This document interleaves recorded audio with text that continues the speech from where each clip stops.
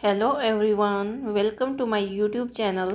तो आज की क्लास में हम क्लास 12th मैथमेटिक्स का जो चैप्टर 6 है एप्लीकेशन ऑफ डेरिवेटिव्स, उसकी एक्सरसाइज 6.1 का इंट्रोडक्शन एंड एग्जांपल्स समझेंगे। ठीक है, तो इस एक्सरसाइज के इंट्रोडक्शन में क्या है कि rate of change of quantities हम पढ़ेंगे। Rate of change of quantity मतलब उसमें किस रेट से चेंज हो रहा है, यानी अगर एक क्वांटिटी को हम चेंज कर रहे हैं तो दूसरे में क्या चेंज हो रहा है। फॉर एग्जांपल अगर हम समझें, अगर हमें कोई सर्कल दे रखा है, मान लो सर्कल है, ठीक है। अब सर्कल की ये हमारा सेंटर होता है और ये यहाँ से सेंटर से सर्कल की बाउंड्री पर हम कोई भी लाइन ड्रॉ करते हैं, ये हमारी रेडियस होती है। ठीक है, ये होती है हमारी रेडियस।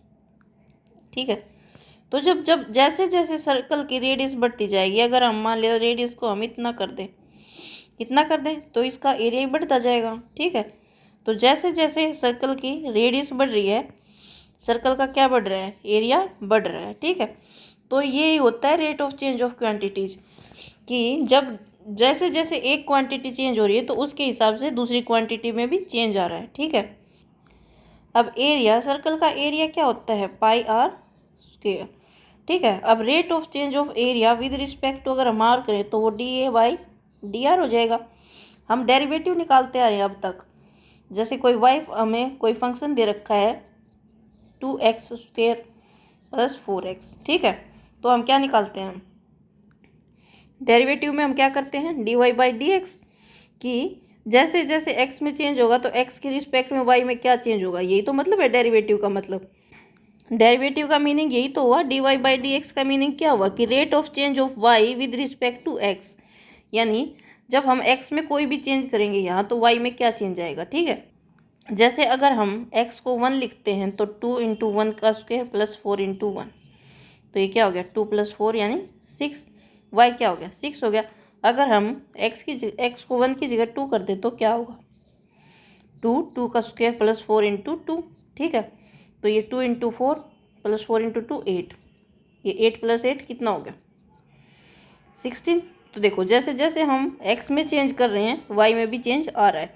ठीक है, तो यही होता है दूसरे के रिस्पेक्ट में किसी क्वांटिटी का चेंज होना। अब d y by d x का क्या मतलब है कि जैसे जैसे हम एक्स में चेंज कर रहे हैं तो वाई में क्या चेंज आ रहा है। ठीक है, ऐसे ही D A by D R का क्या मतलब होगा कि हम आर में चेंज करेंगे तो ए यानी एरिया में क्या चेंज आएगा। आर अगर हम इंक्रीज करेंगे, रेडियस अगर हम इंक्रीज करेंगे तो एरिया भी इंक्रीज होगा। रेडियस अगर हम डिक्रीज करेंगे तो एरिया भी क्या होगा, डिक्रीज होगा। ठीक है, तो यही है एप्लीकेशन ऑफ डेरिवेटिव में क्या है। एप्लीकेशन ऑफ डेरिवेटिव का मतलब क्या है कि डेरिवेटिव का हम यूज कहाँ कहाँ कर सकते हैं। डेरिवेटिव जो हमने 5th चैप्टर में निकालना सीखा है, हमने सोल्व करना सीखा है, उसका यूज हम कहाँ कहाँ कर सकते हैं, वो है एप्लीकेशन ऑफ डेरिवेटिव। ठीक है, तो फर्स्ट एप्लीकेशन ऑफ डेरिवेटिव तो हमारा इस एक्सरसाइज में 6.1 में की rate of change of quantity को भी निकालने में हम डेरिवेटिव का यूज कर सकते हैं। बाकी एक्सरसाइजेज में क्या क्या क्या क्या यूज होंगे डेरिवेटिव का, वो आगे पढ़ेंगे। इस एक्सरसाइज में तो यही यूज है कि डेरिवेटिव का यूज करके हम किसी भी क्वांटिटी का रेट ऑफ चेंज निकाल सकते हैं, यानी उसमें किस रेट से चेंज हो रहा है। ठीक है, अगर एक क्वांटिटी चेंज होगी तो दूसरे में क्या चेंज आएगा। बस इसके इंट्रोडक्शन में तो इतना सा ही था। और एक चीज़ हमेशा ध्यान रखेंगे, जब भी हम किसी का भी चेंज विद रिस्पेक्ट टू अगर हम टाइम निकाल रहे हैं, फॉर एग्जांपल हमारे सेकंड एग्जांपल में है, जैसे वॉल्यूम का change in volume with respect to हम टाइम कर रहे हैं। ठीक है, तो वॉल्यूम क्या होता है, यहाँ अगर हम एक साइड को अगर हम x मान के चलें तो वॉल्यूम क्या हो जाएगा, x³ यानी साइड का क्यूब ही तो वॉल्यूम होती है। ठीक है, ये हमारी वॉल्यूम हो गई, ये हमारी वॉल्यूम हो गई। अब वॉल्यूम में change with respect to time क्या होगा, dv/dt, तो ये क्या हो जाएगा, dx³/dt। ठीक है, तो ये अगर इसका डेरिवेटिव करेंगे तो क्या होगा, 3 आगे आ जाएगा, x² हो जाएगा। तो हमने पहले भी एक्सरसाइजेज में पढ़ा है, अगर यहाँ ये देखो यहाँ क्या है, x है, तो x का डेरिवेटिव फिर से हमें करना पड़ेगा, dx किसके रिस्पेक्ट में हम कर रहे हैं, t के रिस्पेक्ट में, dx/dt आएगा। ठीक है, तो यहाँ हर क्वांटिटी का अगर हम टाइम के रिस्पेक्ट में डेरिवेटिव कर रहे हैं तो dx/dt आएगा। जैसे अगर हमें कोई फंक्शन ऐसे दिया मिलता y = x³ और हमें बोल दें कि डेरिवेटिव निकालो with respect to x, derivative निकालो विद रिस्पेक्ट टू x, तो dy/dx क्या होगा, dy/dx होगा 3x²। ठीक है, अब विद रिस्पेक्ट टू x ही हम डेरिवेटिव निकाल रहे हैं, विद रिस्पेक्ट टू x। तो यहाँ अंदर क्या बच गया, x बच गया। अब x का विद रिस्पेक्ट टू x ही करेंगे तो dx/dx 1 हो जाएगा, वो करने की जरूरत नहीं है। लेकिन यहाँ क्या है, यह हम टाइम के रिस्पेक्ट में निकाल रहे हैं, यहाँ x है, इसका फिर से हम dx/dt करेंगे। ठीक है, ये हमें ध्यान रखना है। चेन रूल के अकॉर्डिंग भी हमने पिछले जो चैप्टर 5th है उसमें पढ़ा है। जैसे अगर हमें ये बोल दें कि 10x² का डेरिवेटिव निकालो, y अगर कोई फंक्शन दे रखा है 10x², तो हम कैसे निकालते हैं, dy/dx। 10x का डेरिवेटिव क्या होता है, 10x का डेरिवेटिव sec²x। ठीक है, लेकिन यहाँ x की जगह क्या है, x² है, तो ये हो जाएगा sec²x²। अब यहाँ सिर्फ x रहता तो हम इतना छोड़ देते, लेकिन यहाँ x² है तो इसका x² का फिर से डेरिवेटिव करना पड़ेगा। ठीक, dx। अब देखो यहाँ आ गया sec²x², x² का क्या होगा, 2 आगे आ जाएगा x। ठीक है, अब देखो यहाँ बच गया x, तो x का आगे अगर हम करेंगे तो dx/dx हो जाएगा, वो 1 ही होगा, करने की जरूरत नहीं है। ठीक है, चेन रूल इस हिसाब से चलता है कि हमारे पास जब तक लास्ट में जिसके रिस्पेक्ट में हम कर रहे हैं वो क्वांटिटी ही नहीं बच जाती, तब तक हम डेरिवेटिव करते चलेंगे। ठीक है, 2 तो क्या है, 2 तो कांस्टेंट है, इसको तो हम नहीं देखेंगे। तो इस हिसाब से जो हमने पढ़ा है 5th चैप्टर में डेरिवेटिव होता है। तो अब हम इस चैप्टर की बात करते हैं। इस चैप्टर में हम चेंज इन क्वांटिटी देखेंगे। अच्छा, जैसे अगर हम change in area with respect to radius अगर हम निकाल रहे हैं, ये है πr², तो इसका करेंगे हम क्या, डेरिवेटिव πr²/dr। r के रिस्पेक्ट में निकाल रहे हैं, ये r है। ठीक है, तो अब देखो क्या हो जाएगा, पाई तो कांस्टेंट है, बाहर रहेगा, r² का क्या होगा, 2 आगे आ जाएगा और r की पावर 1 यानी 2r, तो ये हो जाएगा 2πr। Rate in change in area यानी dA/dr क्या हो जाएगा, 2πr।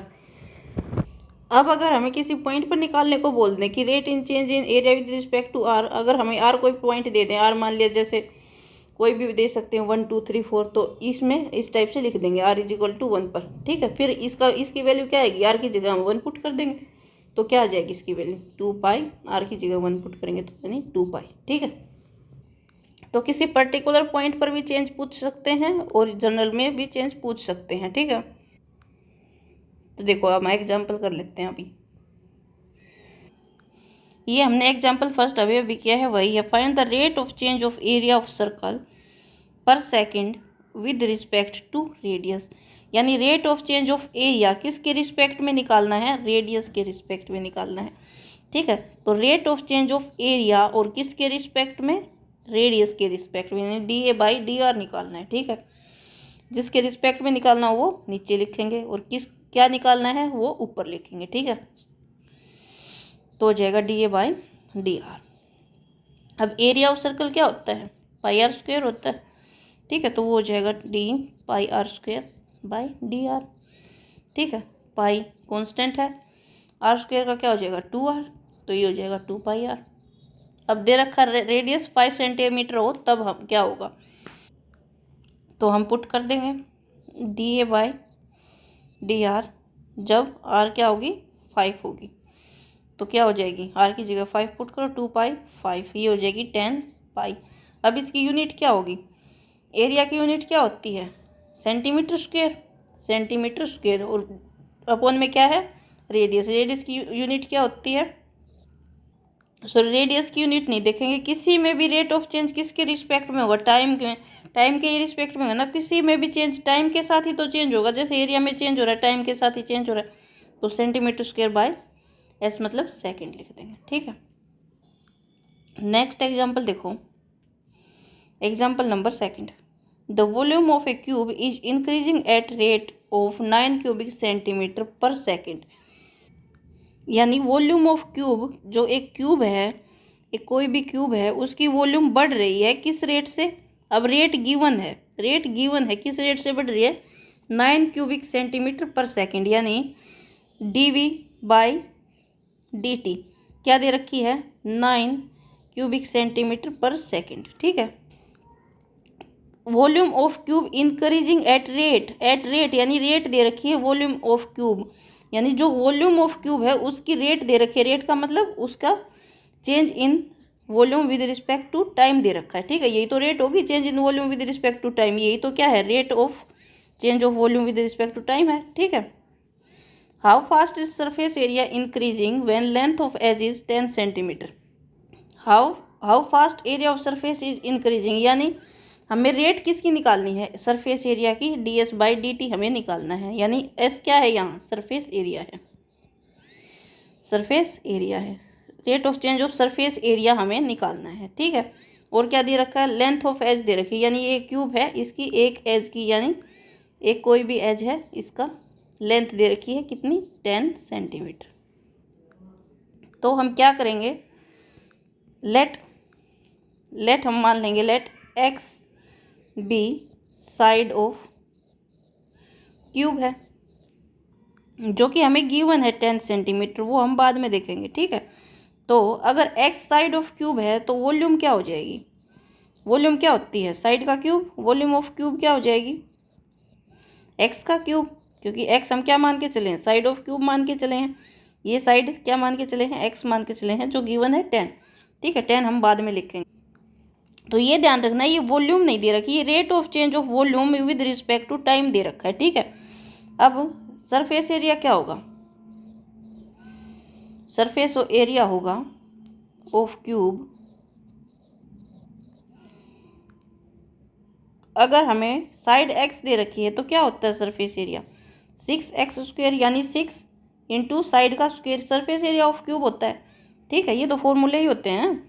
वॉल्यूम ऑफ क्यूब क्या होता है, साइड का क्यूब, और सरफेस एरिया क्या होता है, 6 इंटू साइड का स्क्वेयर। अब देखो dv/dt क्या होगा, change in volume with respect to time. Volume क्या है, x3, तो dx3/dt, x3 3 आगे आएगा x²। अब ये x बच गया, इसका t के रिस्पेक्ट में फिर से करेंगे dx/dt, चेन रूल के हिसाब से, ठीक है। अगर हम x के रिस्पेक्ट में ही डेरिवेटिव कर रहे होते, dv/dx कर रहे होते, तो यहाँ x बच जाता, तो dx/dx करने की जरूरत नहीं थी। लेकिन यहाँ t के रिस्पेक्ट में कर रहे तो dx/dt करेंगे, ठीक है।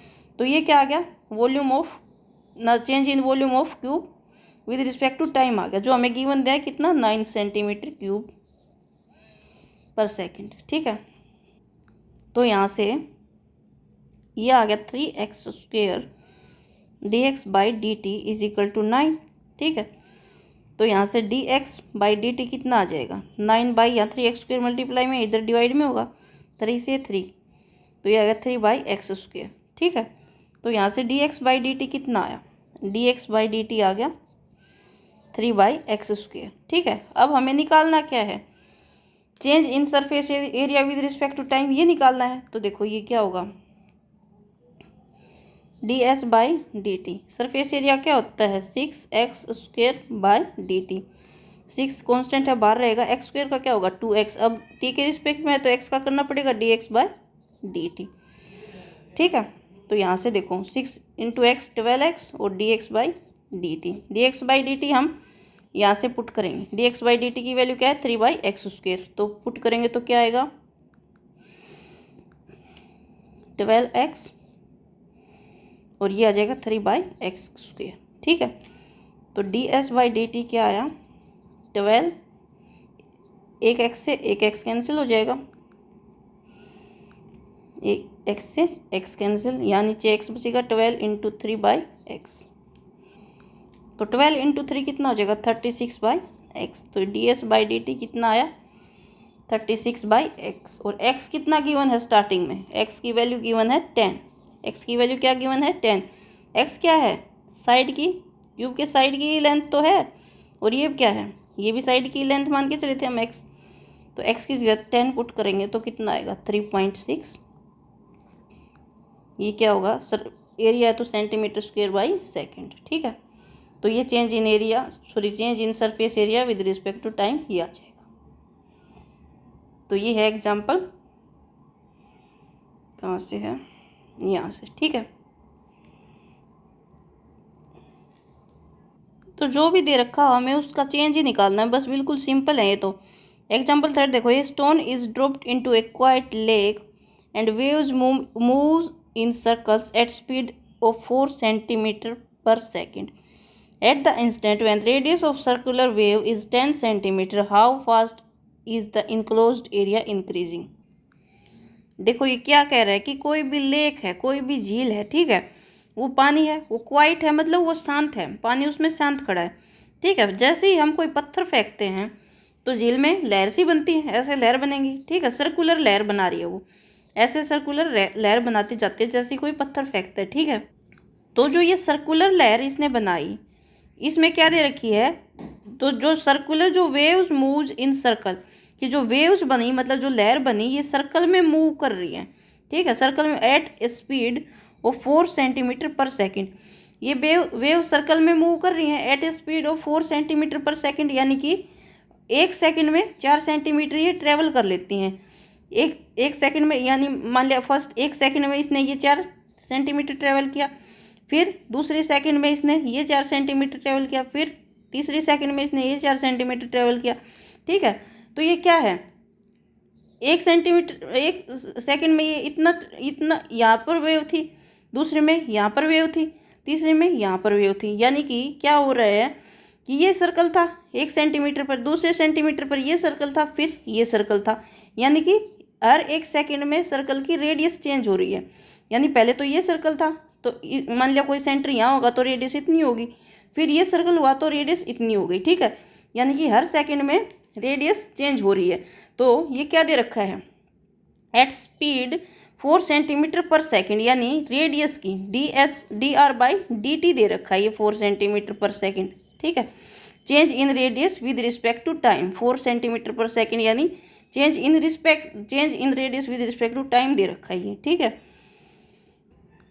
तो पूछ क्या रखा है, at the instant when radius of the circular wave is 10 centimetre. मान लिया फॉर एग्जांपल किसी भी जो वेव सर्कुलर वेव है उसकी रेडियस 10 सेंटीमीटर हो जाती है। मान लिया ये सर्कुलर वेव है, इसकी रेडियस 10 सेंटीमीटर है, मान लेंगे हम, ठीक है। तो how fast is the enclosed area increasing, तो हमें बताना है कि कितनी जल्दी, जैसे ये वेव का रेडियस तो 4 सेंटीमीटर पर सेकंड के हिसाब से बढ़ रहा है, तो हमने बताना है कि एरिया किस हिसाब से बढ़ेगा।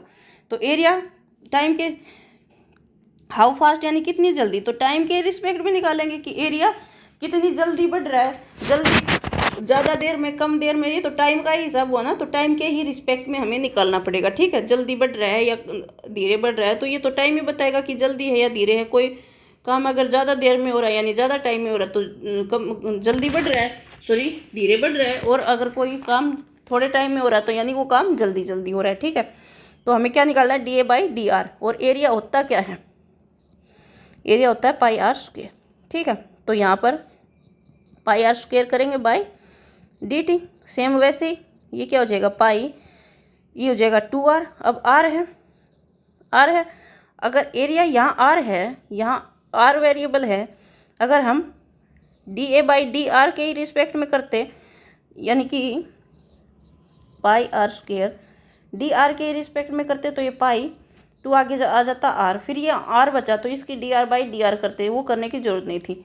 लेकिन यहाँ हम किसके रिस्पेक्ट में कर रहे हैं, t के रिस्पेक्ट में कर रहे हैं, तो यहाँ r का भी करना पड़ेगा, वो आएगा dr/dt, ठीक है। अब यह हो जाएगा 2πr और dr/dt, ठीक है। अब dr/dt हमें गिवन है कितना है, 4 सेंटीमीटर पर सेकंड, तो इसकी जगह लिख देंगे 4, 2πr और ये 4, तो ये कितना हो जाएगा, dA/dt कितना हो जाएगा, 4 × 2 8πr, ठीक है।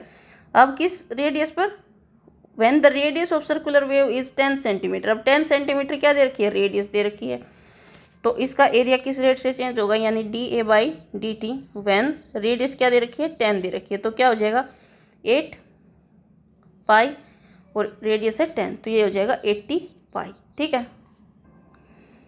तो ये आ गया इनक्लोज, तो हम लिख देंगे the enclosed area increasing at the rate, किस रेट से, 80π सेंटीमीटर स्क्वायर पर second when radius is 10 centimetre, ठीक है। ये आ जाएगा हमारा आंसर। तो ये हो जाएगा एग्जाम्पल नंबर 3 इस टाइप से। देखो क्वेश्चन नंबर 4 से पहले ये नोट देख लो, dy by d x is positive if y is increasing x as x is increasing. यानी dy बाई डी एक्स है, अगर हम x को इंक्रीज कर रहे हैं और उसी x को इंक्रीज करने पर अगर y इंक्रीज हो रहा है तो ये क्वांटिटी क्या आएगी, पॉजिटिव आएगी। ठीक है, लेकिन dy by d x negative होगी कब, जब हम x को तो क्या कर रहे हैं, x को तो हम क्या कर रहे हैं, इंक्रीज, लेकिन y डिक्रीज हो रहा है। ठीक है, y डिक्रीज हो रहा है। जैसे फॉर एग्जांपल हमें कोई फंक्शन देते हैं f x is equal to -2x²। ठीक है, अब हम x को इंक्रीज करते जाएंगे तो y डिक्रीज होता जाएगा। x को अगर हम 1 करें तो y कितना आएगा, -2, 1 का स्क्वायर 1 हो जाएगा यानी -2। ठीक है, x को अगर हम 2 करेंगे तो y कितना हो जाएगा, -2 और 2 का स्क्वायर यानी 2 × 4 -2 × 4 यानी कि -8। देखो जैसे x को इंक्रीज कर रहे हैं y डिक्रीज हो रहा है, तो इस टाइप में इस सिचुएशन में dy बाई डी एक्स क्या होगा, नेगेटिव लिखेंगे हम। ठीक है, तो ये नोट दे रखा है। अब आगे देखो example number 4, the length x of rectangle is decreasing as rate, यानी कि लेंथ x है of rectangle is decreasing at rate 3 centimetre per minute and the width y is increasing at rate 2 centimetre per minute. When x is equal to 10 centimeter and y is equal to 6 centimeter, find the rate of change of perimeter and area of rectangle. तो देखो अब देखो length क्या हो रही है, decrease हो रही है। तो लेंथ क्या है, x है, तो डी एक्स बाई, देखो d x by D t क्या हो जाएगा, नेगेटिव हो जाएगा, क्योंकि लेंथ क्या हो रही है, डिक्रीज हो रही है। D x by D T यानी rate of change in length with respect to time क्या हो जाएगा, -3 सेंटीमीटर पर मिनट। ठीक है, और d y by D t क्या हो जाएगा, डी वाई क्या है, विड्थ है, विड्थ क्या हो रही है, इंक्रीज हो रही है, इस रेट से 2 सेंटीमीटर पर मिनट से, और ये इंक्रीज हो रही है तो ये पॉजिटिव रहेगा, और ये डिक्रीज हो रही थी तो ये क्या हो गया, नेगेटिव हो गया। ठीक है, अब देखो ये हो गया rate of change of length with respect to time, और ये हो गया rate of change of width with respect to time. ठीक है, अब हमारे पास ये, इससे हमें क्या पता चला कि लेंथ क्या है, x है, और विड्थ क्या है, y है। ठीक है, अब देखो पेरीमीटर क्या होता है, पेरीमीटर ऑफ रेक्टेंगल, किसी भी रेक्टेंगल का पेरीमीटर क्या होता है, पेरीमीटर का मतलब चारों साइड का एरिया। यानी कि ये अगर हमारी लेंथ है, ये दोनों लेंथ हो गई और ये क्या हो गई, विड्थ हो गई, तो पेरीमीटर क्या होगा, 2 × लेंथ, यानी लेंथ अगर हम x मान के चल रहे हैं और विड्थ y मान के चल रहे हैं, तो सबको ऐड कर देंगे, वो हमारा पेरीमीटर है। तो x + x + y + y ये पेरीमीटर होगा, यानी 2x + 2y, 2 बार आ जाएगा, x + y क्या होगा, हमारा पेरीमीटर होगा। ठीक है, इस टाइप से हम पेरीमीटर निकाल देते, तो 2 × x + y ये हमारा क्या हो गया, पेरीमीटर ऑफ रेक्टेंगल। तो यहाँ से देखो पेरीमीटर को p से डिनोट कर देंगे हम, p क्या हो जाएगा, 2 × x + y। अब हमें क्या निकालना है, rate of change of perimeter हमें निकालना है and rate of change of area हमें निकालना है। तो पहले हम rate of change of perimeter निकाल लेंगे। ठीक है, तो rate of change of perimeter यानी dp by dt with respect to time ही निकालेंगे। तो ये 2 तो कांस्टेंट है, यहाँ क्या हो जाएगा, dx by dt + dy by dt, 2 बार है। ठीक है, तो 2 dx बाई dt कितना दे रखा है, -3 और dy बाई dt प्लस का 2, तो 2 -3 और +2 कितना हो जाएगा, -1, 2 - 1 कितना हो जाएगा, -2। तो rate of change of perimeter with respect to time क्या आ गया, -2 सेंटीमीटर पर मिनट, क्योंकि पेरीमीटर क्या है, लेंथ्स का सम ही तो है। इस लेंथ को हमने जोड़ दिया, इसको जोड़ दिया, इसको जोड़ दिया, इसको जोड़ दिया, ये क्या है, लेंथ का सम ही तो है। तो लेंथ का सम क्या होगा, पेरीमीटर की यूनिट क्या होती है, सेंटीमीटर ही तो होती है, पेरीमीटर की यूनिट सेंटीमीटर या मीटर ही तो होती है। ठीक है, तो ये हो जाएगा सेंटीमीटर पर मिनट। ठीक है, अब सेकंड पार्ट में हम निकालेंगे rate of change of area. तो हमें सेकंड पार्ट में एरिया ऑफ ट्रायंगल क्या होगा, sorry rectangle, area of rectangle क्या होगा। अब इस रेक्टेंगल की लेंथ x दे रखी है और विड्थ y दे रखी है। एरिया ऑफ रेक्टेंगल क्या होता है, लेंथ इंटू विड्थ, तो हो जाएगा x × y। ठीक है, अब यू वी वाला फॉर्मूला लगाएंगे। यू वी का डेरिवेटिव हम कैसे निकालते थे, यू का derivative v as it is plus u as it is और वी का डेरिवेटिव, ये फॉर्मूला लगाएंगे। ठीक है, तो इस फॉर्मूला से क्या हो जाएगा, एरिया अगर हम ए से डिनोट करें तो एक्स वाई और d A by D t क्या हो जाएगा, derivative of x into y, और यू वी वाला फॉर्मूला लगाएंगे एक्स का derivative v as it is plus x as it is और वाई का डेरिवेटिव। ठीक है, तो अब देखो डी टी है ना, यहाँ टी के रिस्पेक्ट में कर रहे हैं, और यहाँ से देखो d x by D t क्या हो जाएगा, d x by D t हमारे पास है कितना, -3 है D x by D t -3। ठीक है, और y plus x into d y by D t कितना है 2। और देखो क्वेश्चन में x और y की वैल्यू भी दी गई है, x और y की वैल्यू क्या है, x इज इक्वल टू 10 दे रखा है और y इज इक्वल टू 6 दे रखा है, यहाँ से ये वैल्यू भी पुट कर देंगे तो -3 और y की वैल्यू कितनी है 6 है, plus x into sorry x की वैल्यू कितनी है 10 इंटू 2। ठीक है, ये आ गया -18 और ये आ गया 20, तो कितना आया -18 प्लस 20 यानी 4 क्या आ गया इसका एरिया। अब एरिया क्या होता है, स्क्वायर में होता है, दो साइड को मल्टीप्लाई करेंगे तो सेंटीमीटर इंटू सेंटीमीटर क्या आएगा, सेंटीमीटर स्क्वायर, और विद रिस्पेक्ट टू टाइम कर रहे हैं तो सेकंड, यहाँ मिनट है तो मिनट लिख देंगे। ठीक है, क्योंकि यहाँ मिनट में दे रखा। ठीक है, सॉरी -18 और ये 2 हो जाएगा 2 सेंटीमीटर स्क्वायर पर मिनट। तो ये हो जाएगा एग्जाम्पल हमारा इस टाइप से।